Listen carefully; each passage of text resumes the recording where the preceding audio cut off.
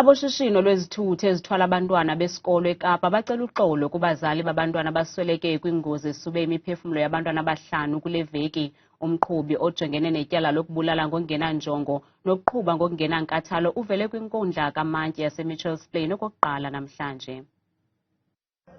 Liqaqobana abantu abebephethe amaphekepheke ngaphandle kwenkundla yase namhlanje, bambi bevelana nomnumzana Mninikhaya Mvuli ngethuba evele okokuqala enkundleni ngetyala lokubulala ngaphandle kwenjongo nokuqhuba ngokungenankathalo. NgoLwesibini isithuthi ebesibhexeshwa nguye sohlobo lwebhaki sintlitheke ebhasini kwasweleka abantwana abahlanu. Egameni lakhe oogxa bakhe kwishishini lokuthutha abantwana besikolo bathe ngxe ebazalini.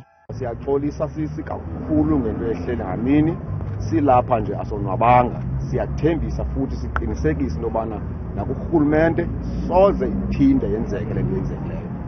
Bathi ukuba urhulumente angabinza ngenkxasomali bangakwazi ukuthenga izithuthi ezisemgangathweni kuba bakolu shishino ukugxotha ikati eziko. Sisebenza ngezi bhaki, asinamandla othenga iteksi, sizama ukubheka eziteksini. Uba bangakayikona indlela yeteksi, ngesisebenzisa iteksi. Qha ke ngoku yinto ekhoyo okwazi ukuyisebenzisa, ukwazi ukubeka isonka etafileni.